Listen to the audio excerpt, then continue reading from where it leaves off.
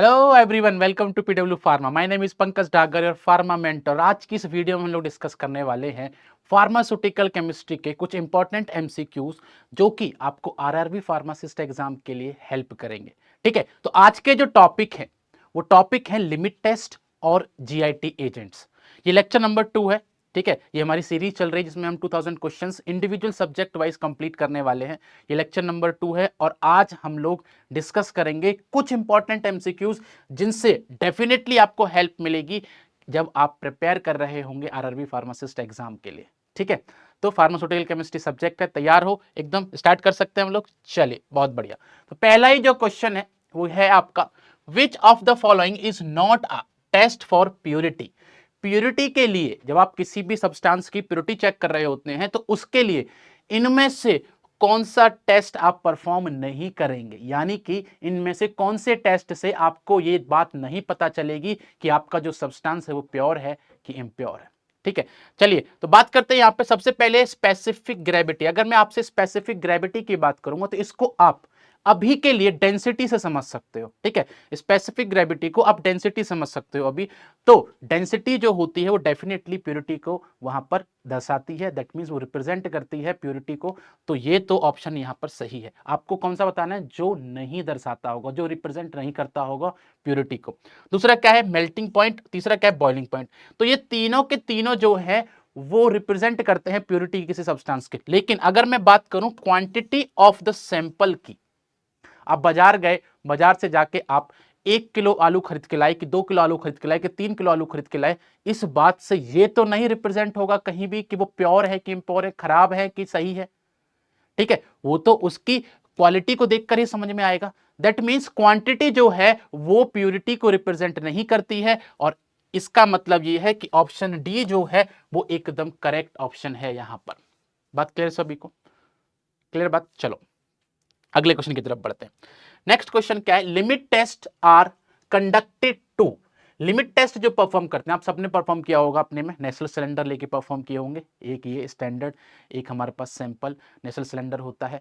ठीक है, सबने परफॉर्म किए होंगे। उसमें आपने आयरन का परफॉर्म किया होगा, क्लोरीन का भी परफॉर्म किया होगा, आपने सल्फेट का भी परफॉर्म किया होगा, अलग अलग लिमिट टेस्ट परफॉर्म किए होंगे। ठीक है, बात यह है कि लिमिट टेस्ट आखिरकार करते ही क्यों हैं, आप जो कर रहे हैं उससे पता क्या चलता है, उसका एप्लीकेशन क्या है, ये बताना है इस क्वेश्चन के अंदर।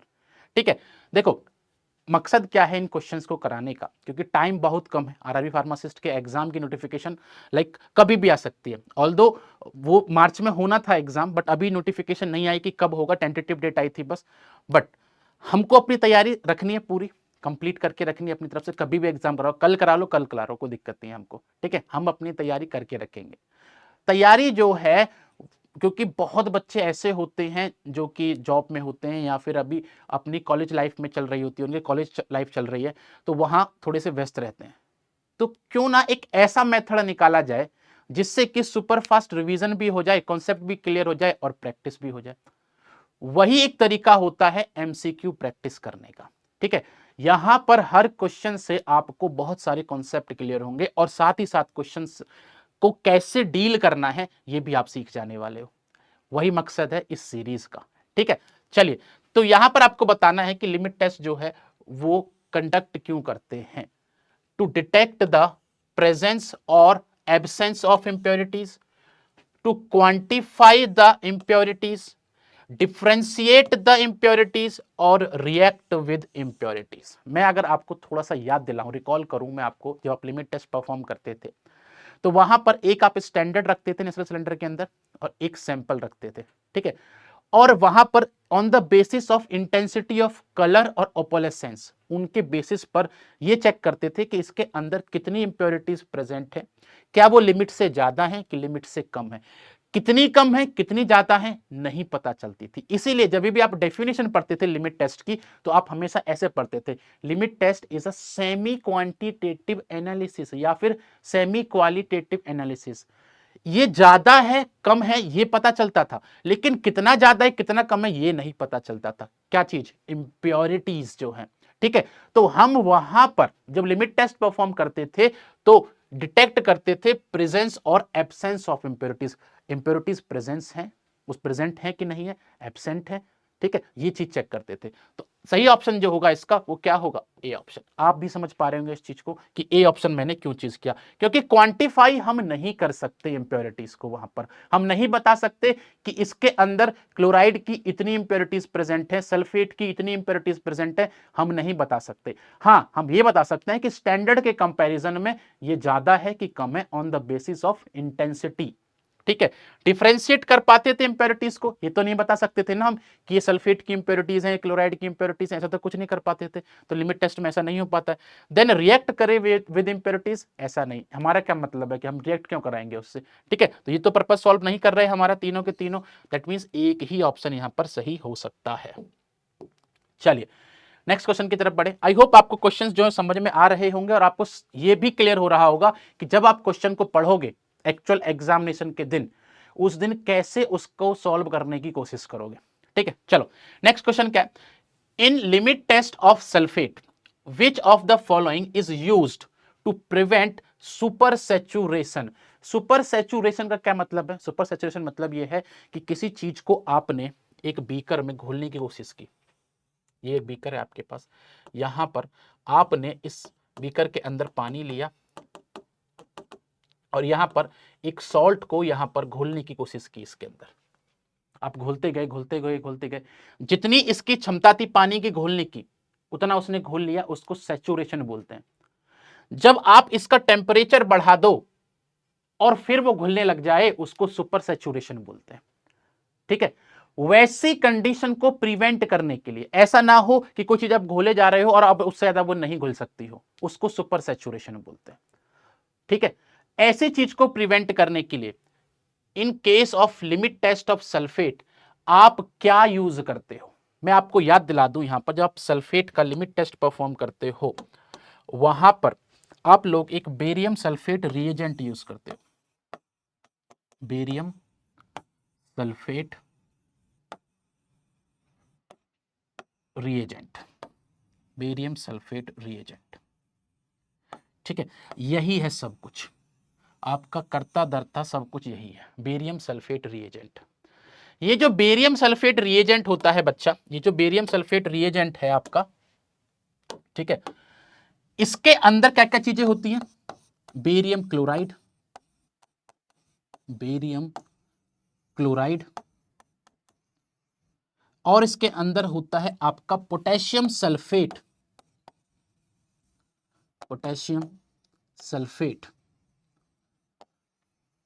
और जो सबसे इंपॉर्टेंट चीज है वो होता है इसके अंदर अल्कोहल, वो भी सल्फेट फ्री, मतलब इसके अंदर सल्फेट नहीं होना चाहिए। ये तीनों मिलकर बेरियम क्लोराइड, पोटेशियम सल्फेट और अल्कोहल, ये तीनों मिलकर बेरियम सल्फेट रिएजेंट बनाते हैं। और यही बेरियम सल्फेट रिएजेंट जो होता है हम लोग लिमिट टेस्ट ऑफ सल्फेट के अंदर यूज करते हैं। यहां पर अगर मैं आपसे बात करूं, जो हमारा बेरियम क्लोराइड है ये तो नॉर्मली सल्फेट के साथ रिएक्ट करता है, ठीक है, ताकि वो बेरियम सल्फेट बनाए, इसका तो यही पर्पस होता है। पोटेशियम सल्फेट जो होता है, इसका जो पर्पस होता है बच्चा, वो होता है to sensitize, to increase the sensitivity of reaction. याद रखोगे इस चीज को, to increase the sensitivity of reaction. और जो अल्कोहल होता है सल्फेट फ्री, उसका काम होता है to prevent the super saturation. That means अगर मैं इन ऑप्शंस में से चूज करूं, पोटेशियम सल्फेट हमारा कहां यूज किया जाता है, to increase the sensitivity of the reaction. Barium sulphate, barium sulphate तो बनता है, हम लोग यूज नहीं करते हैं, ये तो बनता है उसमें। अल्कोहल, यस, अल्कोहल जो होता है बच्चा, जो अल्कोहल होता है वो सुपर सैचुरेशन को प्रिवेंट करने के लिए यूज किया जाता है। क्लियर है बात सभी को, एकदम क्लियर है ना। ठीक है, याद भी रहेगी बात। ठीक है, ऐसे याद रखना इन चीजों को। चलिए आगे बढ़ते हैं, आगे बढ़ते हैं।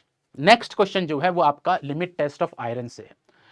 इन लिमिट टेस्ट फॉर आयरन, ठीक है, interference of other metal cations is removed by, देखो हम लोग लिमिट टेस्ट ऑफ आयरन के अंदर थायोग्लाइकोलिक एसिड यूज करते हैं, वो एक चिलेट बनाता है आयरन के साथ। ऐसा भी तो हो सकता है कि किसी दूसरे मेटल के साथ वो बना ले चिलेट को, तो हमारा जो एक्चुअल पर्पज है वो तो सॉल्व नहीं होगा। इंप्योरिटीज की जो कलर की इंटेंसिटी जो आएगी, जो पिंक कलर की इंटेंसिटी आएगी, वो ज्यादा आएगी वहां पर। ठीक है, तो ऐसी चीज ना हो उस लिमिट टेस्ट के अंदर, तो उसके लिए हम एक एजेंट यूज करते हैं जिसको हम बोलते हैं सिट्रिक एसिड। क्या बोलते हैं इसको? Citric acid. ठीक है, हेंस हम ये बोल सकते हैं इस क्वेश्चन के अंदर थायोग्लाइकोलिक एसिड तो नॉर्मली यूज किया जाता है, इससे इसकी वजह से हमको कलर मिलता है, जिससे हम इंटेंसिटी चेक कर पाते हैं, कंपेयर कर पाते हैं। ये तो हो ही नहीं सकता। दूसरा क्या है? Citric acid. सिट्रिक एसिड जो होता है बच्चा, सिट्रिक एसिड जो होता है वो हमारा प्रिवेंट करता है ये जो बाकी मेटल आयंस है, आयरन के अलावा जो मेटल आयंस है उनके साथ चिलेट बना के बैठ जाता है, ताकि जब थायोग्लाइकोलिक एसिड ऐड करें तो सिर्फ और सिर्फ आयरन ही रिएक्ट करे उसके साथ, बाकी कोई दूसरा मेटल आयन रिएक्ट ना करे। दैट मींस तो हमारा जो इस क्वेश्चन का आंसर होगा वो होगा answer B, that is your citric acid. Ammonium solution use करते हैं? हाँ बिल्कुल यूज करते हैं अमोनियम सॉल्यूशन, ताकि उसको बेसिक कर सके हम लोग, उसकी पीएच को मेंटेन कर सके।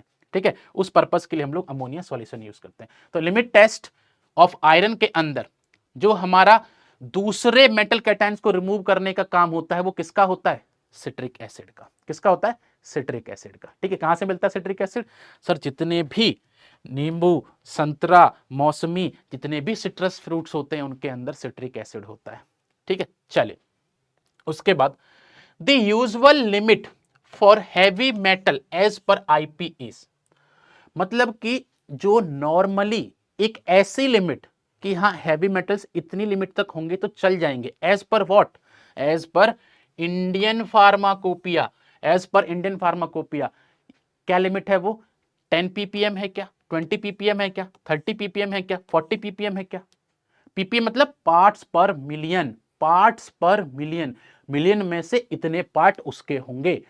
ठीक है, अगर मेरे पास कोई चीज 1 मिलियन है तो उसके अंदर 10 पार्ट जो होंगे वो उस इंप्योरिटी के होंगे। ठीक है, वो उस इंप्योरिटी के होंगे। दैट मींस अगर मैं आपसे आईपी के हिसाब से पूछूं तो हैवी मेटल्स की जो लिमिट है as per IP, that is your 20 ppm। यानी कि अगर आपके पास कोई एक कोई सैंपल है, उस सैंपल के अंदर 1 मिलियन मॉलिक्यूल्स में अगर 20 मॉलिक्यूल्स हैवी मेटल्स के हैं तो उतनी इंप्योरिटीज चल जाएगी। उसके ऊपर अगर इंप्योरिटी हुई तो वो नहीं चलेगी। ठीक है, अब जो आपके घर में आरओ चेक करने आता है वो क्या करता है? वो भी तो लिमिट ही चेक करता है ना। वो भी तो लिमिट ही चेक करता है कि ये जब पानी को फिल्टर कर कर लेकर आ रहा है, जो आपके पास पानी फिल्टर होकर आ गया उसके अंदर मेटल्स की कंसंट्रेशन कितने पीपीएम तक है, तो वो आपको कभी भी अगर होगा ना ऐसा तो पूछिएगा उससे हमेशा कि मेरे यहाँ कितने पीपीएम आ रहा है, ये जो हैवी मेटल्स हैं वो कितने पीपीएम तक है। वहां से आप अंदाजा लगा लोगे। अगर 20 पीपीएम से ऊपर हुआ तो आपको बोलेगा नहीं फिल्टर चेंज करना पड़ेगा आपको। अगर वो 20 पीपीएम में 20 पीपीएम से नीचे है तो बोलेगा नहीं अभी फिल्टर काम कर रहा है आपका। यही पढ़ाई होती है भाई, आपको पता रहना चाहिए आपके आसपास क्या चीजें हो रही हैं। ठीक है, चलिए बहुत बढ़िया। तो आंसर क्या है आपका कि हैवी मेटल्स की जो लिमिट है जिसको हम अलाउ कर सकते हैं, जो अलाउेबल लिमिट्स है as per the IP, that is your 20 ppm. ठीक है, चलिए आगे बढ़ते हैं। Next is your acidic buffer is combination of. अगर मैं बात करूं बफर की ही, पहले मैं बात करूं कि बफर क्या होता है, थोड़ा समझा देता हूं मैं आप लोगों को, थोड़ा काम आएगा। ठीक है, आगे भी क्वेश्चन करेंगे बफर से रिलेटेड। अगर मैं बात करूं आपसे बफर की, बफर जो होता है बच्चा, ये वो सब्सटेंस होते हैं that resist change in pH. Change in pH कैसे? क्या मतलब है इस चीज का? आप इस चीज से समझो, आप दिन में न जाने कितने कितने अलग अलग प्रकार के खाने खाते हो। कभी हो सकता है कि कोई नींबू टाइप का चीज खा रहे हो जो कि एसिडिक हो, कभी हो सकता है कि कोई ऐसी चीज खा रहे हो जो बेसिक हो। ठीक है, चाउमीन खा रहे हो, समोसा खा रहे हो, उसके अंदर सॉस डली हुई है, अलग अलग वैरायटी की चीजें खाते हो आप वो सारी चीजें खाते हो, वो आपकी बॉडी में जाती है और वहां से चीजें आपके ब्लड के अंदर भी जाती हैं। लेकिन फिर भी अगर मैं आपसे पूछूं कि आपके ब्लड की पीएच क्या होती है तो हमेशा आप बोलोगे कि एक ही पीएच होती है हमारी भाई, सेम रहती, चेंज नहीं होती पीएच। क्यों? क्योंकि हमारी ब्लड के अंदर एक बफर सिस्टम होता है जो कि मेंटेन करके रखता है पीएच को। वैसे ही बफर का क्या काम होता है कि अगर आपने किसी सॉल्यूशन के अंदर यहां पर मान लो इसमें बफर है और इसमें स्मॉल अमाउंट ऑफ एसिड डाला या फिर स्मॉल अमाउंट ऑफ बेस डाला, तो पीएच चेंज होनी चाहिए थी, लेकिन ये बफर जो है वो उसकी पीएच को चेंज नहीं होने देता है। मतलब कि ऐसे सॉल्यूशन जो स्मॉल अमाउंट ऑफ एसिड या फिर स्मॉल अमाउंट ऑफ बेस डालने पर पीएच को चेंज ना होने दे, उनको हम लोग बफर बोलते हैं। अब ये आपके पास दो तरीके के हो सकते हैं, ये एसिडिक भी हो सकता है, ये बेसिक भी हो सकता है। एसिडिक बफर और बेसिक बफर ये अलग अलग पीएच के हिसाब से भी होते हैं कि आपको किस पीएच को मेंटेन करके रखना है। आपको 6.8 पीएच को मेंटेन करके रखना है, आपको 7.4 पीएच को मेंटेन करके रखना है, उसके हिसाब से आप उसको प्रिपेयर करते हो बफर को। ठीक है, चलिए अब जो एसिडिक बफर होगा, जो आपका एसिडिक बफर होगा, that will be a combination of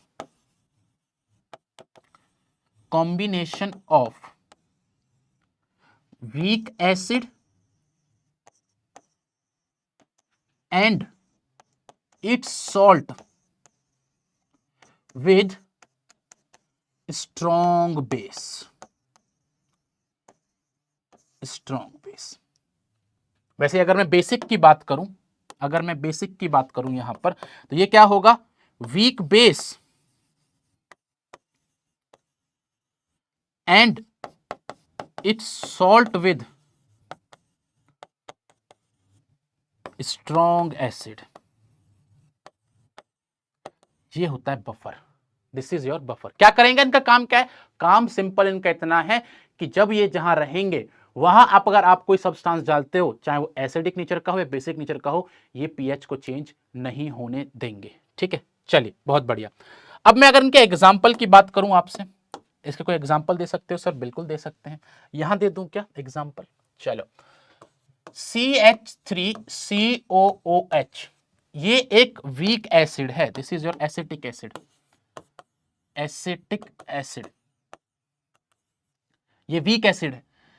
इसी के साथ आप क्या मिलाओगे, इसी का एनायन प्लस साथ में कैटायन आएगा, कहां से, NaOH से। इसको हम बोलते हैं sodium benzoate, sodium acetate, sorry benzoate नहीं, सोडियम एसीटेट, सोडियम एसीटेट। ये दोनों क्या है, this is your weak acid and this is your salt of weak acid with strong base. ये हो गई बात हमारी तय। और ये है क्या टोटल, ये सर एसिडिक बफर है। This is your acidic buffer. अब अगर मैं आपसे क्वेश्चन पूछूं, अब मैं इस क्वेश्चन को पूछूं, तो अब मुझे नहीं लगता एक भी बच्चा ऐसा होगा जो इसका आंसर नहीं दे पाएगा। आपसे पूछा है acidic buffer is combination of, आपको क्या ढूंढना है, सबसे पहले आपको इसमें, क्योंकि एसिडिक बफर है तो वीक एसिड होगा, सबसे पहले आपको इसमें वीक एसिड ढूंढना है। यानी कि ये दोनों ऑप्शन तो हो ही नहीं सकते, या तो ये होगा या ये होगा। अब आपको इसके साथ जो बेस ढूंढना है वो स्ट्रॉन्ग ढूंढना है। यहां पर देखो वीक बेस की बात कर रहा है, यानी कि ये भी नहीं हो सकता, यानी कि एक ही ऑप्शन बता, that is your C option जो है वो एकदम करेक्ट है। क्लियर है बात सभी को? आ रहा है मजा समझने में चीजों को कॉन्सेप्ट के साथ? चलिए नेक्स्ट क्वेश्चन जो है हमारा वो है, according to the Lewis acid base concept AlCl3 is, according to the Lewis acid base concept AlCl3 जो है वो क्या है? चलो इसका थोड़ा सा बैकग्राउंड दे देता हूं मैं आप लोगों को। अगर मैं बात करूं यहां पर लुईस एसिड बेस थ्योरी की, तो according to the Lewis, acids जो होते हैं ये एक्सेप्ट करते हैं, एक्सेप्ट इलेक्ट्रॉन पेयर, यानी कि जो इलेक्ट्रॉन पेयर को एक्सेप्ट करे वो एसिड, और जो डोनेट करे, बेस क्या होते हैं, डोनेट इलेक्ट्रॉन पेयर। ठीक है, अब होता यह है कि अगर कोई ऐसी स्पीसीज है जिसके पास पॉजिटिव चार्ज है, ऑब्वियसली इसको इलेक्ट्रॉन्स चाहिए होंगे, तो वो तो आप देखकर पहचान दोगे कि इसके पास पॉजिटिव चार्ज है, इसको इलेक्ट्रॉन चाहिए होंगे, तो ये लुईस एसिड की तरह बिहेव करेगा। लेकिन कई बार ऐसी चीजें होती हैं जो कि दिखती नहीं है, न्यूट्रल होते हैं, लेकिन वो as a Lewis acid behave करती हैं। फॉर एग्जाम्पल SnCl2, ठीक है, उसके अलावा AlCl3, FeCl3, ZnCl2, ये स्पीसीज अब देखने में तो नहीं लग रही है कि ये एसिड है कि बेस है, लेकिन ये होते हैं। क्यों क्यों क्यों? जैसे कि आपको यहां पर एग्जांपल दिया है कि ये जो है AlCl3 जो है वो आपको बताना है कि एसिड है कि बेस है। ये एक एसिड होता है। कैसे सर? ये तो आपने बता दिया, आंसर तो बता दिया, रीजन बताओ क्यों। देखो, एल्यूमिनियम जो है उसका एटॉमिक नंबर होता है 13।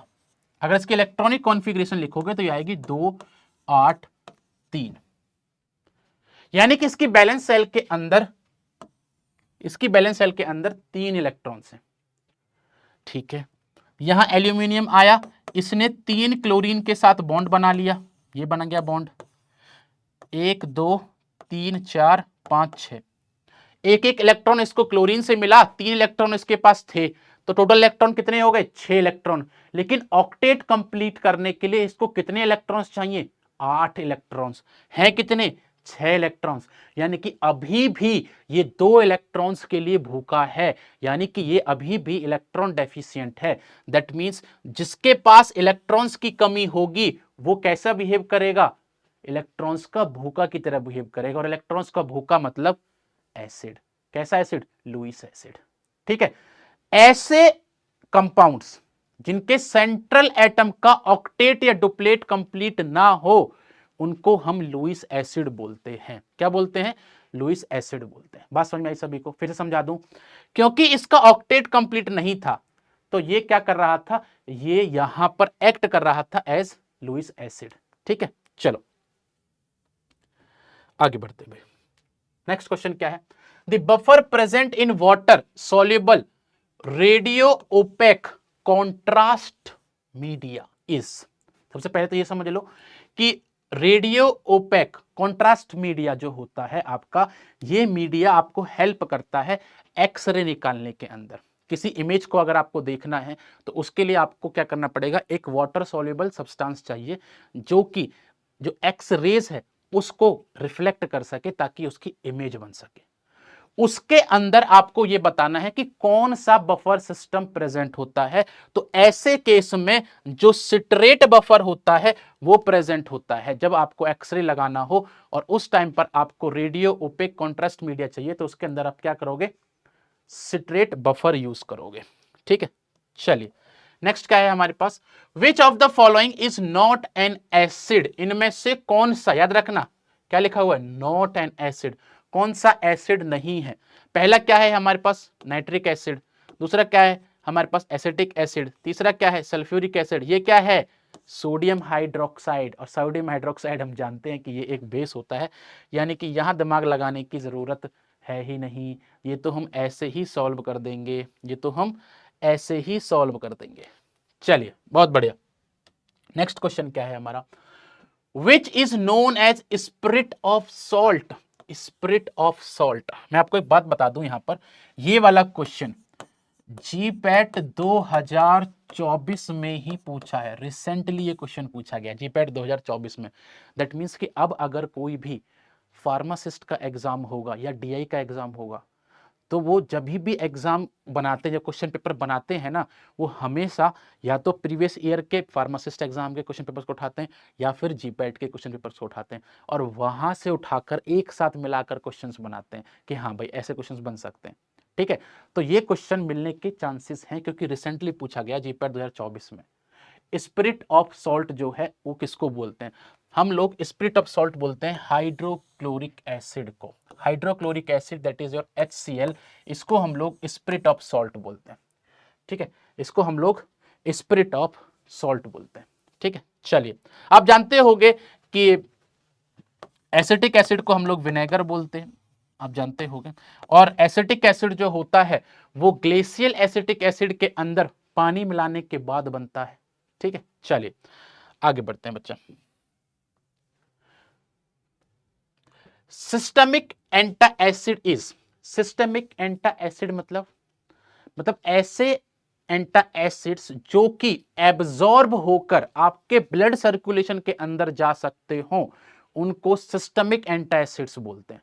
ठीक है, तो आपको इनमें से आइडेंटिफाई करना है कि कौन सा सिस्टमिक एंटा एसिड की कैटेगरी के अंदर आता है।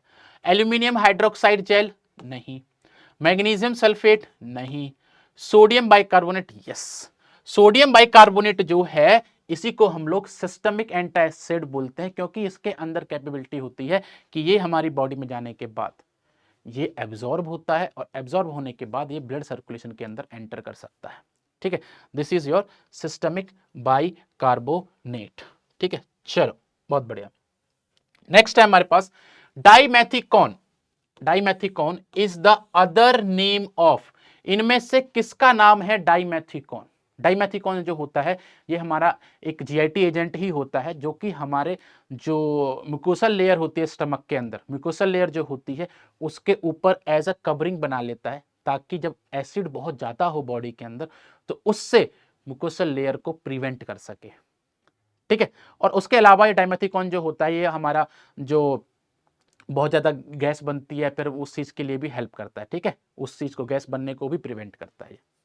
चले, क्या होता है यहाँ पर? ये डाइमेथिकॉन जो होता है कैलामाइन होता है क्या? नहीं। टाइटेनियम डाइऑक्साइड होता है क्या? नहीं। सिलिकॉन ऑयल होता है क्या? यस, सिलिकॉन ऑयल होता है। ना तो जिंक स्टीरेट होता है, ना टाइटेनियम डाइऑक्साइड होता है, ना कैलामाइन होता है। ये क्या होता है? सिलिकॉन ऑयल होता है, जो कि डाइमेथिकॉन कहलाता है। ठीक है, चलिए आगे बढ़े।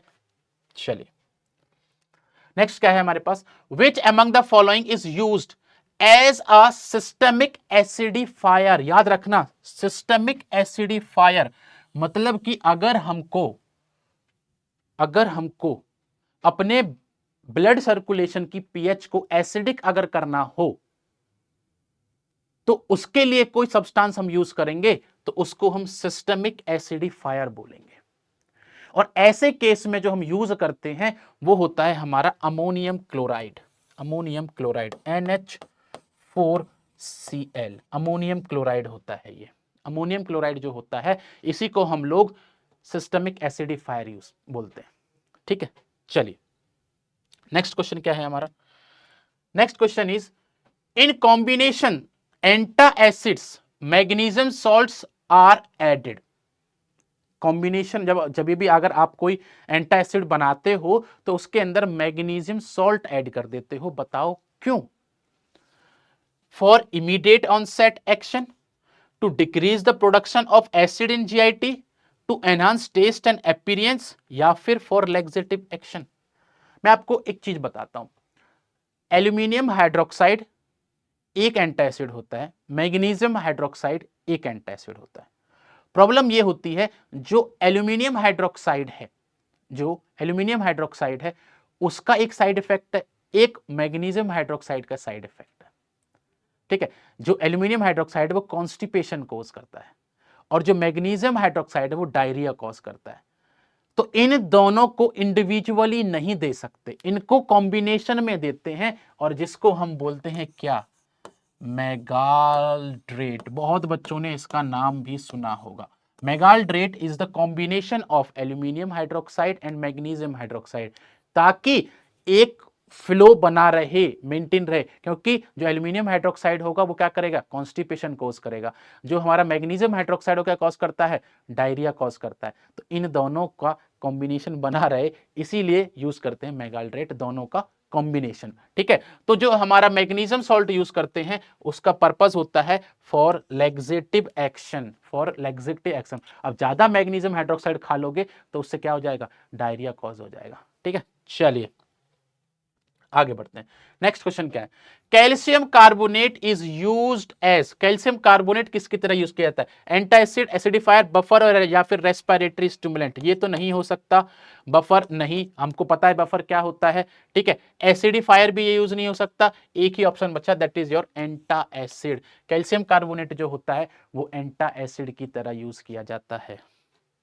ठीक है, चलिए next question is which among the following is used as filtering aid. अगर आपको किसी चीज को फिल्टर करना हो तो उसमें इनमें से कौन सा यूज हो सकता है? ठीक है। आई डोंट नो ये क्वेश्चन यहाँ पे कैसे आ गया, क्योंकि हम तो जीआईटी एजेंट्स पढ़ रहे थे, बट पता नहीं। ठीक है, चलिए। फिल्टरिंग एड मतलब जो आप किसी चीज को फिल्टर करना चाहते हो और उसमें आपके फिल्ट्रेशन में हेल्प करे, एड मतलब हेल्प, ठीक है, उसमें हेल्प करे, तो वैसा कौन सा सब्सटेंस होता है? हम लोग मैक्सिमम टेल्कम यूज करते हैं उसके अंदर, और कायोलिन यूज करते हैं। ठीक है, तो इसका जो करेक्ट आंसर होगा दैट इज योर कायोलिन। कायोलिन जो है वहां यूज हो सकता है। ठीक है।